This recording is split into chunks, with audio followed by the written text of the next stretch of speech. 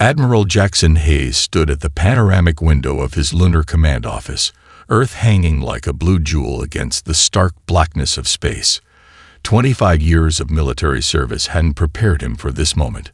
The message still echoed in his mind, broadcast simultaneously across every communication device on Earth, from military channels to civilian smartphones. Humanity, you have been judged and found wanting. Your species represents an unprecedented threat to galactic stability. He turned away from the window, his weathered face reflected in the holographic display showing the alien transmission. The HFY ambassador, a towering crystalline being with fractal patterns shifting across its surface, continued its pronouncement to the billions watching below. You are the only species we have encountered who achieved global peace, yet continue to develop weapons of war. This paradox makes you unpredictable, dangerous. The Galactic Council must be informed of our recommendation for immediate orbital bombardment. Hayes smiled grimly, running a hand through his silver-streaked hair. If they only knew what humanity had actually achieved. The weapons they detected were merely the surface layer, carefully crafted breadcrumbs leading away from humanity's true capabilities. The office door slid open with a soft hiss. Dr. Emma Hayes strode in, her lunar base uniform bearing the patches of both the Scientific Division and Project Prometheus. Few knew that the project's innocent-sounding mission of advancing human defensive capabilities masked the most ambitious military project in human history. "Dad," she said, her voice tight with controlled urgency, "RTQR just completed his analysis of their transmission. There's something off about their energy signatures." Hayes nodded, gesturing to the secure holodeble in the center of the room. "Show me." Emma's fingers danced across the controls, bringing up a complex spectral analysis. "See these patterns? They're using quantum encryption, but RTQR detected irregularities consistent with automated translation systems. This isn't a direct transmission from their homeworld. It's being relayed through multiple nodes. They're not as close as they want us to think." "Buying us time," Hayes mused, studying the data. "How's our little diversion coming along?" Emma's face broke into a fierce grin. "The decoy shipyard is performing perfectly. Every scan they run will show exactly what they expect to see. A primitive species fumbling with their first attempt at a capital ship. Meanwhile," she gestured to another display, showing a seemingly empty region of space near Neptune. Hayes felt a surge of pride. His daughter had revolutionized dimensional physics to create the perfect hiding spot for humanity's real masterpiece. The true Dreadnought waited there, invisible to conventional sensors, representing the pinnacle of human innovation. A priority alert flashed across his neural implant. The UN Security Council was convening an emergency session. Hayes straightened his uniform, preparing for the political storm ahead. "Keep RTQR running deep analysis on their communications. If they're lying about their location, they might be lying about other things too," Emma finished. "I'll have the AI focus on pattern matching against historical first contact scenarios, if this follows any known hostile invasion protocols." The office lights suddenly dimmed, and a new hologram materialized. The UN Secretary-General himself. "Admiral Hayes, your presence is required immediately. The HFY have just demanded a formal response within the next 12 hours. They're positioning ships near Mars. Ships we can detect," Hayes added pointedly. "I'll be there shortly, Mr. Secretary." After the transmission ended, he turned to his daughter. "How long until the Dreadnought systems are fully operational?" "RTQR needs another 72 hours to complete his neural mapping. After that," Emma's eyes gleamed with the same determination he'd seen in her mother's eyes, decades ago when they'd first dreamed of reaching the stars. "After that, we'll show them why humanity never stopped innovating. Not because we loved war, but because we understood the price of peace," Hayes finished. Together, they looked out at the Earth, knowing that humanity's greatest test was about to begin. The aliens thought they were preventing a threat. Instead, they were about to discover why humans were the only species who never stopped preparing for the unknown.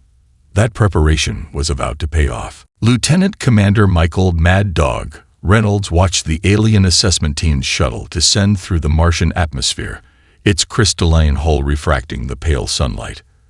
From his position at the Olympus Mons research station, he could appreciate the irony of the situation.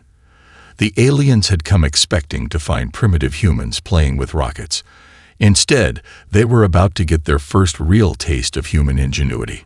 Testing sequence Alpha 7 complete, announced Dr. Kate Morrison over the secure quantum channel. Her voice carried the excited edge it always had when she was about to prove someone wrong. Ready to give our guests a little show.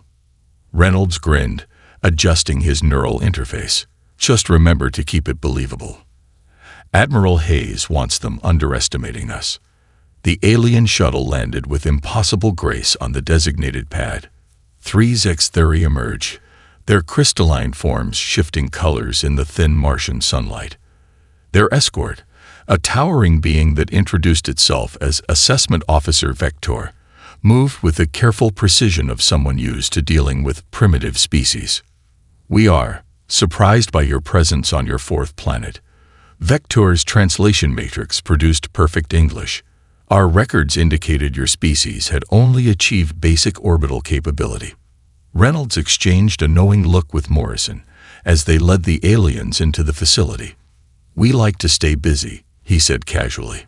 This is just one of our research outposts. Dr. Morrison here heads our defensive systems development. Kate activated a holographic display, showing what appeared to be a simple shield system. We've been experimenting with particle deflection, she explained, deliberately using terminology centuries behind Zextheri technology. Would you like a demonstration? Vector's crystalline form flickered with what Reynolds recognized as barely concealed condescension. Your species' fixation on defensive technology is concerning. Perhaps if we... Kate fired a plasma burst directly at the assessment team.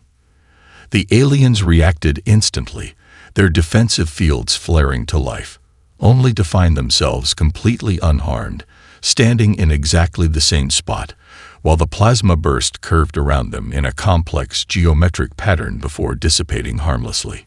Impossible, Vector whispered, crystalline form shifting rapidly through colors. You're manipulating space itself. Oh, that. Kate smiled innocently. Just a little something we developed while working on our Mars terraforming project. You know how dust storms can be. Reynolds suppressed a laugh at the aliens' obvious discomfort. They weren't ready for the truth that humanity had mastered basic dimensional manipulation years ago. What they were seeing was practically ancient technology by Earth's current standards. The tour continued through the facility, each demonstration carefully calculated to unsettle their visitors without revealing humanity's true capabilities. When they reached the quantum computing lab, Vector's agitation became palpable. Your processing systems, the alien gestured at what appeared to be a standard computer bank. They operate on quantum principles. Among other things, Reynolds replied casually. Mostly we use them for climate modeling and entertainment systems. Would you like to try our latest gaming simulation? Before Vector could respond, an alert flashed across Reynolds' neural interface, a priority message from Admiral Hayes. The Zextheri fleet movements detected beyond Mars orbit. Keep them occupied. Kate smoothly intercepted Vector's attempt to scan the computer systems. Perhaps you'd like to see our lunar shipyard next. We're quite proud of our first attempt at a capital ship. The aliens exchanged rapid crystalline pulses, their version of whispered conversation. Reynolds' implant, far more sophisticated than they suspected, caught fragments of their encrypted communication. Primitive design. No threat. Continuing as planned. As they escorted the assessment team back to their shuttle, Reynolds received another neural message, this time from Dr. Emma Hayes. RTUR reports their scans are exactly where we want them. They're completely focused on the decoy. Reynolds watched the alien shuttle ascend through the thin Martian atmosphere, its wake disturbing the red dust. Beside him, Kate allowed herself a small smile. They really have no idea, do they? She mused. That's the plan, Reynolds replied, his hand unconsciously touching the neural implant that connected him to humanity's real masterpiece, the true Dreadnought, hidden in its dimensional pocket near Neptune. Let them think they're dealing with ambitious primitives. Looking up at the stars, he wondered how the ZX theory would react when they discovered just how wrong their assessment had been. Colonel James "Thunder" Thompson watched the massive holographic display at Titan Base as hundreds of ZX theory ships materialized from hyperspace. Their crystalline vessels arranged themselves in an attack formation that seemed eerily familiar. He'd run this exact scenario in combat simulations over 1,000 times. They're not even trying to be subtle anymore, he muttered, neural implant streaming tactical data directly into his consciousness. The ZX theory fleet's positioning mirrored ancient Earth naval tactics, something he'd theorized alien species might adopt due to similar evolutionary patterns. The base's quantum AI flagged a priority transmission cutting through all Earth's communication channels. The crystalline form of High Commander Zix Thal filled every screen, its fractal patterns pulsing with barely contained rage. Humans, the alien's translated voice boomed. Your deception has not gone unnoticed. Our assessment team confirms our worst fears. You continue to develop military technology despite achieving global peace. This paradox cannot be allowed to continue. Thompson's neural link buzzed with an incoming secure message from Dr. Kate Morrison. They took the bait. Every single scan focused on our decoy tech. Arthur confirms they haven't detected anything beyond Mars orbit. The ZX theory commander continued, unaware that his transmission was being analyzed by humanity's most advanced AI systems. You have 30 Earth rotations to completely dismantle all military installations, surrender all weapons technology, and submit to ZX theory oversight. Failure to comply will result in immediate planetary sterilization. Thompson opened a secure channel to Lunar Command. Admiral Hayes' hologram appeared, his expression grim but determined. They're showing exactly what we expected, sir, Thompson reported. But these energy readings suggest their fleet is nearly twice the size of what they're displaying. Agreed, Hayes nodded. We're detecting phantom signatures consistent with dimensional masking, not unlike our own technology, but far less sophisticated. Dr. Morrison's latest analysis. The ZX theory are using their crystalline structure to hide additional ships within subspace pockets. Thompson brought up a complex dimensional scan. But they don't realize our quantum sensors can detect the gravitational distortions. Their entire attack strategy relies on overwhelming force through surprise deployment. A new hologram joined their conversation. Dr. Emma Hayes, her eyes bright with discovery. We found something else. Arthur just decoded a pattern in their background communications. They're not just here to neutralize a potential threat. They're scared. Scared. Thompson raised an eyebrow. Of what? Emma manipulated the holographic display, showing complex data streams. Their encryption uses crystalline quantum states, similar to their physical forms. RTGR found emotional patterns embedded in their transmission frequencies. They're terrified that we'll discover something they've been hiding from the Galactic Council. The conversation was interrupted by a proximity alert.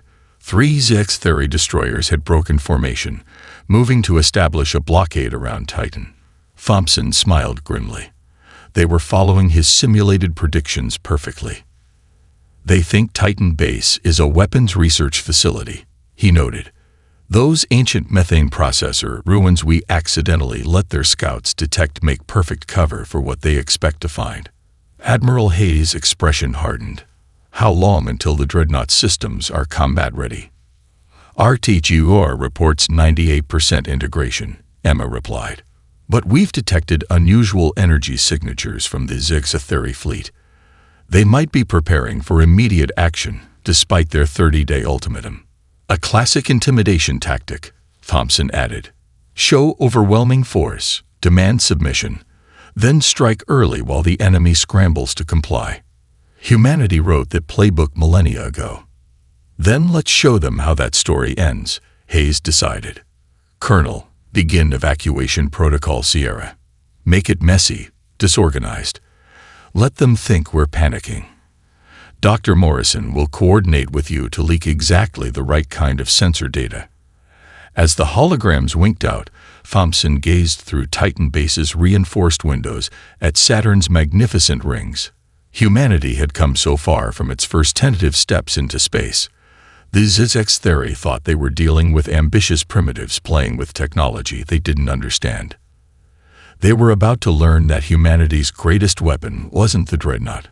It was their ability to make their enemies underestimate them until it was too late. The game was on, and humanity wrote the rules. Dr. Emma Hayes floated in zero gravity within the dimensional pocket that concealed Earth's greatest achievement. Through the Dreadnought's quantum glass viewport, Neptune's blue sphere shimmered like a jewel, but she had no time to admire the view. Her neural interface flashed urgent warnings about the ship's dimensional drive matrix. How bad is it? Lieutenant Commander Reynolds' voice crackled through her suit's comm system as he maneuvered beside her in his stealth suit, the advanced material absorbing all electromagnetic radiation. Bad enough, Emma replied, her augmented vision highlighting the critical sections of the massive drive housing. The dimensional harmonics are destabilizing. If we don't correct this now, we'll tear a hole in space-time when we try to emerge. RTQR's artificial voice joined their private channel. Analysis complete. The Zizek's theory fleet's movements have created unexpected gravitational distortions. Their ship's crystalline structure generates a resonance pattern that interferes with our dimensional anchoring. Emma cursed under her breath. Of course, the aliens' biological crystalline nature meant their very presence affected dimensional stability. No wonder they were so afraid of humanity's technological development. They were literally allergic to certain forms of dimensional manipulation. Time check, Reynolds called out as he helped Emma remove the drive housing's outer panel. 22 hours until their deadline. She responded, neural interface streaming real-time data from the repair diagnostics. But Dad's last transmission suggests they won't wait that long. Their fleet formations indicate pre-attack positioning. Their suits' magnetic boots engaged as they landed on the drive housing. Emma's hands moved with practiced precision, manipulating the quantum filaments that regulated the dimensional pocket. One wrong move and they'd alert every Zixatheri sensor in the solar system. Hold that thought, Reynolds said suddenly, his voice tense. Movement at bearing 340, Zextheri scout ship. Emma froze. Her neural feed showed the crystalline vessel passing nearby, its sensors sweeping the apparently empty space. The dimensional pocket should keep them hidden, but with the drive's current instability. RTQR, she subvocalized through her neural link, redirect power from non-essential systems. Minimize our dimensional footprint. Complying, the AI responded. Warning, drive stability dropping to 63%. The scout ship drew closer. Emma could almost make out the fractal patterns flowing across its hull. Her suit's sensors detected the complex quantum scans it was emitting, scans that would find them if the dimensional pocket failed. Reynolds slowly reached for the tactical controls on his suit. If they detect us, they won't, Emma interrupted, her fingers dancing across the quantum filaments. Because we're going to give them exactly what they expect to see. She initiated a carefully prepared subroutine. The dimensional pocket began leaking specific frequencies that would register as normal space debris on Zix's theory sensors. It was a dangerous gamble, deliberately weakening their concealment, but sometimes the best hiding place was in plain sight. The scout ship paused. Long seconds ticked by as it analyzed the area. Finally, it moved on, continuing its patrol pattern. That, Reynolds breathed, was too close. Emma didn't respond immediately, focusing on stabilizing the quantum filaments. Her neural interface showed the drive's harmonics slowly returning to normal parameters. The good news is, I think I know how to solve our stability problem. The bad news is, you're not going to like it. She explained her plan as they worked, watching Reynolds' expression shift from skepticism to reluctant admiration behind his helmet visor. "You want to use their own crystalline resonance against them?" he asked. "That's either brilliant or insane." "Probably both," Emma admitted, making the final adjustments. "But it's our best shot.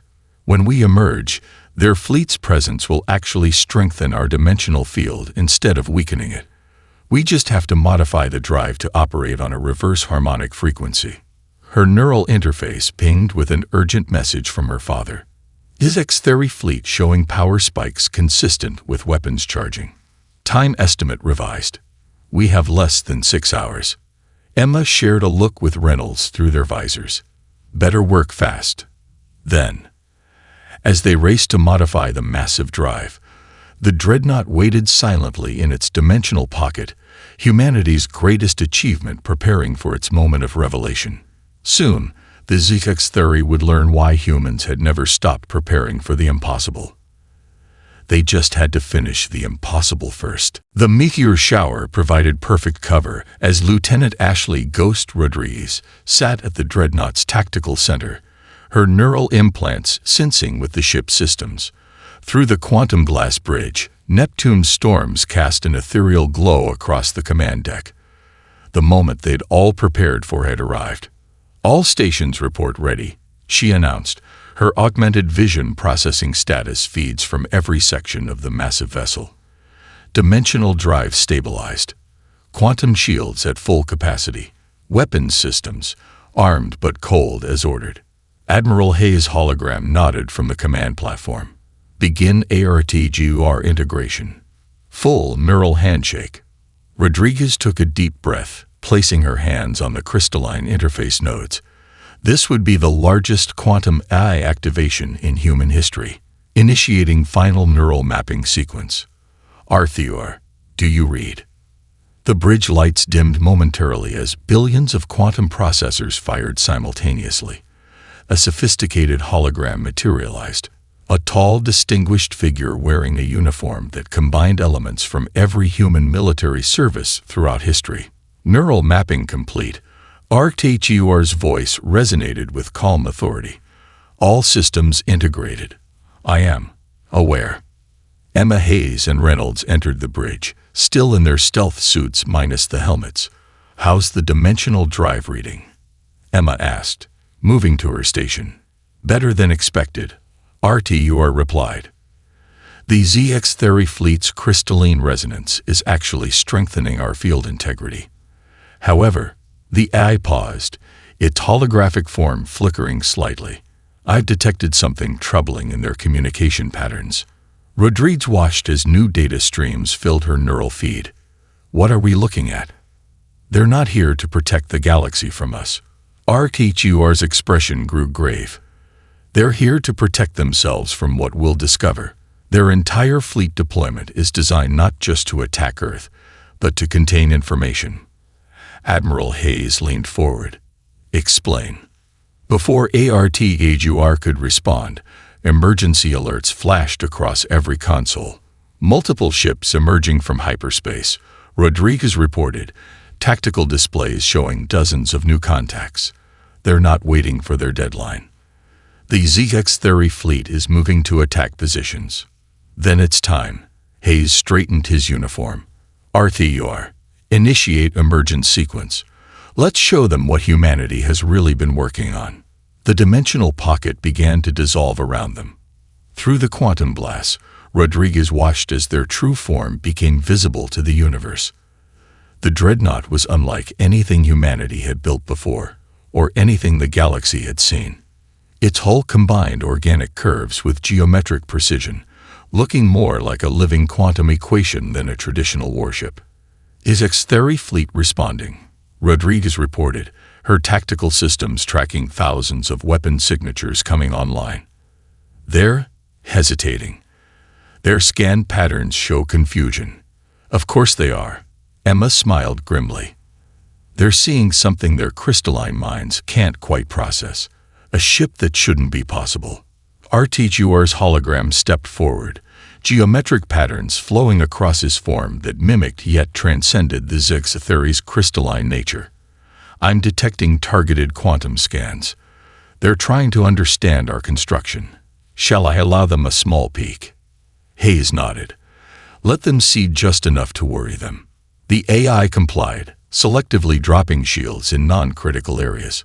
Rodriguez watched through her neural feed as the alien scans encountered technology that defied their understanding. Organic quantum computers, dimensional wave generators, and whole materials that adapted their atomic structure in real time. "Sir," she reported, "they're falling back, regrouping around Mars. Their communication channels are chaotic. I don't think they know whether to attack or retreat." "That's because they've never encountered anything like us," Reynolds said from his station. "They thought they were dealing with primitives playing with borrowed technology. Instead, they're facing humanity's greatest achievement," Hayes finished. "A ship that represents everything they feared we might become. Arthur, open a channel to their fleet." As the AI complied, Rodriguez felt a fierce pride. The Dreadnought wasn't just a warship. It was humanity's statement to the galaxy. They had built something that transcended the very concepts of offense and defense, war and peace. The real question was, were the Zixatheri ready to understand what that meant? The Zixatheri fired first. A cascade of crystalline energy weapons lit up the space between Mars and Neptune, their formation spreading out to trap the Dreadnought in a three-dimensional killing field. Multiple incoming projectiles, Lieutenant Rodriguez reported, her neural interface processing targeting data faster than human thought. They're using quantum-tipped warheads, designed to shred our dimensional fields. Reynolds' hands danced across his control interface. Predictable, just like their training simulations. "Permission to demonstrate why that's a mistake, sir." Admiral Hayes nodded grimly. "RTUR. Activate defensive protocols. Show them what we've learned from studying their weapons." The AI's holographic form smiled. "With pleasure, Admiral." Lieutenant Rodriguez, initiating quantum field inversion. As the alien weapons streaked toward them, the Dreadnought's hull began to shift. Geometric patterns flowed across its surface like liquid mathematics, each section reorganizing its atomic structure in real time. The incoming warheads struck and passed straight through, emerging on the other side completely inert. Impossible. The Zixatheri commander's transmission burst across all frequencies. "Our weapons cannot be negated." "Can't they?" Emma's voice carried a hint of satisfaction as she monitored the drive systems. "Your quantum torpedoes rely on crystalline resonance patterns to disrupt matter. But what happens when they encounter a ship that can change its quantum signature faster than your weapons can adapt?" The alien fleet's formation faltered. Their second volley scattered harmlessly against the Dreadnought's shifting defenses. Rodriguez's tactical display showed their attack patterns becoming increasingly erratic. "Sir," she called out, "civilian transport detected. They're using it as cover for their destroyer squadron." Through the quantum glass viewport, a small passenger vessel tumbled between the battle lines, its engines damaged by debris. The Zixatheri ships positioned themselves behind it, weapons charging for another attack. "They think we won't risk hitting civilians," Reynolds growled. "They don't understand us at all." Hayes straightened in his command chair. "RTUR. Implement Protocol Guardian. Show them what this ship was really built for." The AI's form pulsed with new energy, deploying humanitarian shield arrays. "Lieutenant Rodriguez, prepare for precision dimensional sliding." The Dreadnought's hull transformed again, but this time it extended its quantum field. A bubble of protected space enveloped the civilian transport, drawing it safely aside as Reynolds executed a maneuver that should have been impossible for a ship of their size. They slid through a momentary dimensional pocket, emerging directly behind the Zixatheri squadron. Before the crystalline ships could react, the Dreadnought's defensive systems turned their own weapon signatures back against them, creating a feedback loop that sent cascading fractures through their hulls. "Enemy squadron disabled," Rodriguez reported. "No catastrophic damage. Their crews are intact, but their weapons are offline." "As intended," Hayes nodded. This ship wasn't built to destroy, but to protect. Arthur, status of the civilian vessel. Medical teams standing by in our quantum dock. The AI responded. Their damaged systems are being repaired by our maintenance nanites. However, Arthur's holographic expression became troubled. I'm detecting unusual biosignatures aboard. These aren't regular civilians. Emma's console lit up with new data. Quantum scans confirm. They're slaves. The transport is carrying sentient beings in suspended animation. The HFY were using them as living shields. The bridge fell silent as the implications sank in. The HFY fleet regrouped, their formations tightening as more ships emerged from hyperspace. But now they faced a vessel that had proven it could not only survive their best weapons, but turn their own tactics against them. Sir, Reynolds turned from his station. The fleet's new formation. They're not protecting their command ships. They're protecting something else. Something they don't want us scanning too closely. Hayes shared a knowing look with ORTGR's hologram. Then that's exactly what we're going to investigate. The HFY didn't just pick a fight with humanity. They picked a fight with the one species that never stopped preparing for the impossible. The Dreadnought's hull shifted once more, ready for the next phase of battle. They had proven they could defend themselves. Now it was time to discover what the HFY were so desperate to hide. Arthur's hologram pulsed with urgent energy as new data streams flooded the Dreadnought's quantum processors. Decryption complete. The HFY communications contain coordinates, hundreds of them, each marking a civilization they've systematically erased from history. Colonel Thompson's strike team, suited up in dimensional stealth gear, gathered in the quantum launch bay.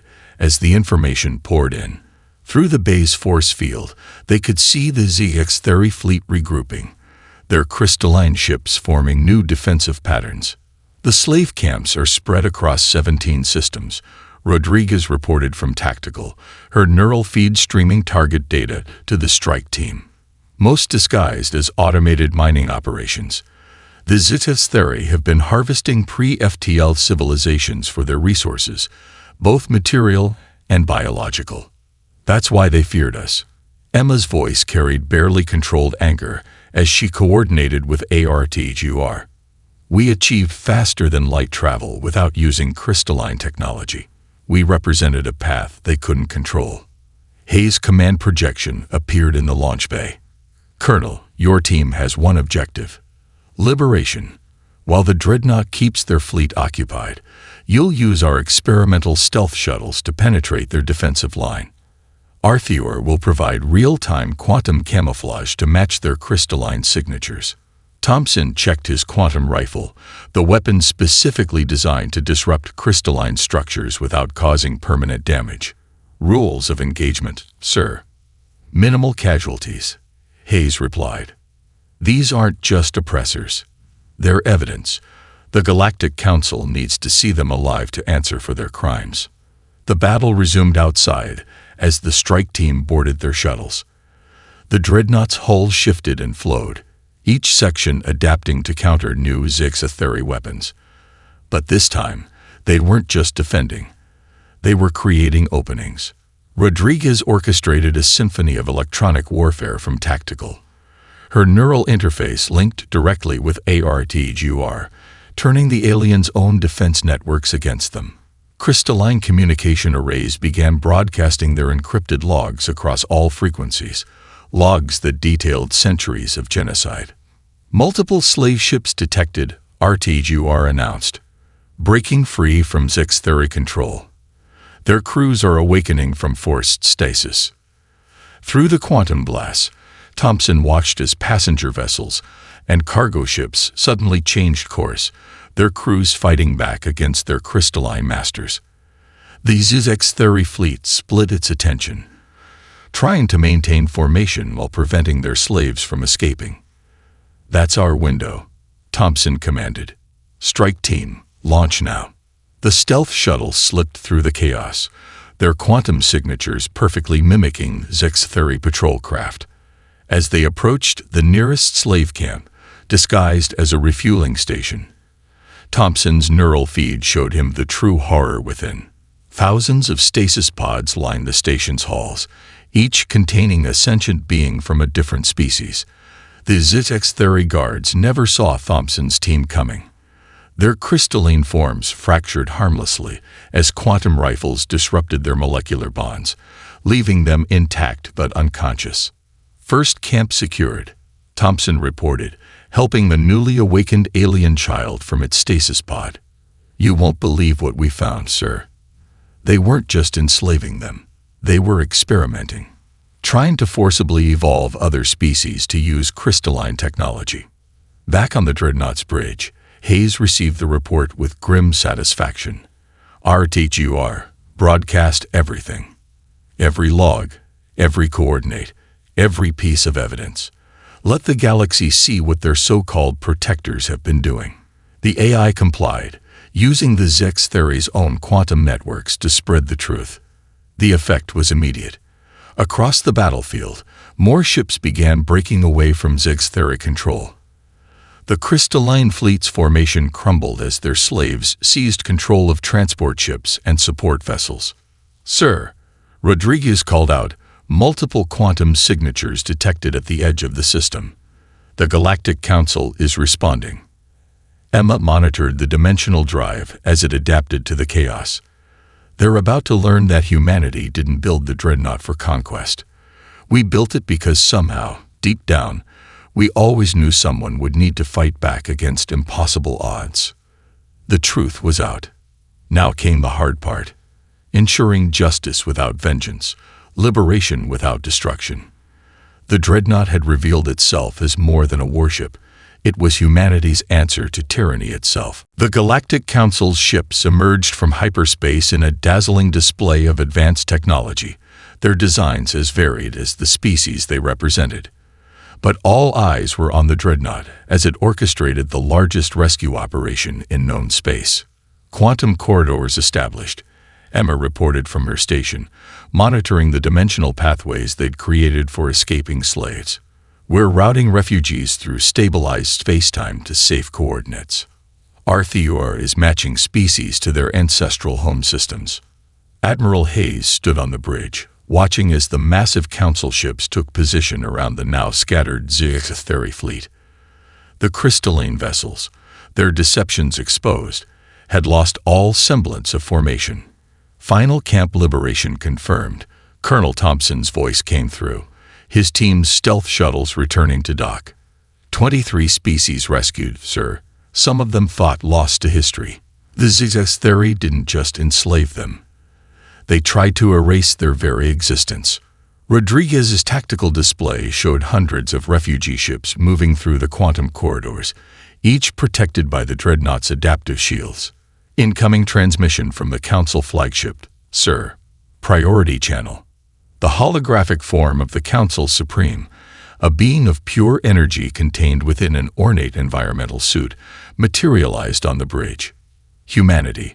The voice resonated with authority, and was that awe. "You have achieved what we thought impossible. You exposed a corruption that festered in our midst for millennia." "With respect, Supreme One," Hayes replied, standing tall. "We simply did what humanity has always done. We prepared for the worst while hoping for the best."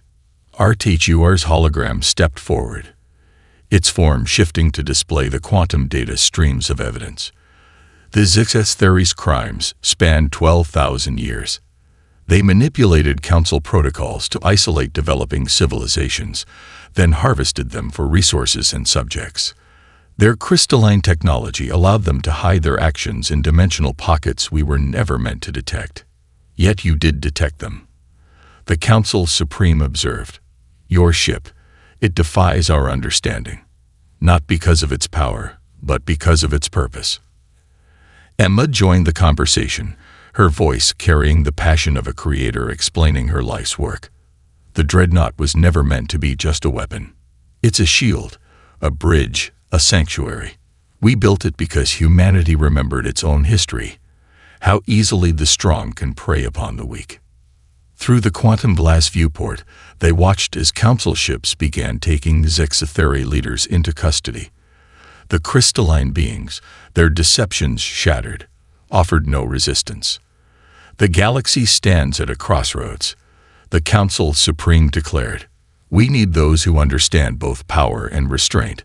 Humanity has proven itself not just capable of defending the weak, but worthy of teaching others to do the same. Hayes shared a knowing look with his crew. "What are you proposing?" "A new role within the Council. Earth will become the center for what you might call a galactic guardian court. Your Dreadnought, the ship born of a species' determination to defend itself, will become the first of a new fleet, not to wage war, but to prevent it." Reynolds couldn't help but smile. So humanity's death wish turns out to be the galaxy's life insurance. The next hours passed in a blur of activity. Refugee ships received coordinates to their ancestral homes. Council investigators documented the Zegzatheri's crimes. And through it all, the Dreadnought stood watch, its adaptive hull shifting in the starlight. "You know what this means," Emma said quietly to her father as they watched the operations unfold. "Every species we save, every civilization we help rebuild, they'll develop differently than before. We're not just correcting history, we're changing the future." Hayes nodded, pride evident in his eyes. That's always been humanity's gift, seeing possibilities where others see only problems. We built this ship not because we wanted to fight, but because we wanted to make fighting unnecessary. RTGUR completed the thought, its holographic form displaying the faces of those they'd saved. The Zegzatheri feared we would discover their crimes. Instead, we discovered our true purpose. As the Dreadnought's quantum corridors guided another group of refugees home, its hull gleamed with promise. Humanity had reached for the stars prepared for war, only to find their true calling in preventing it. Their greatest weapon had become the galaxy's greatest hope. The death wish was fulfilled, not through destruction, but through protection. And that made all the difference.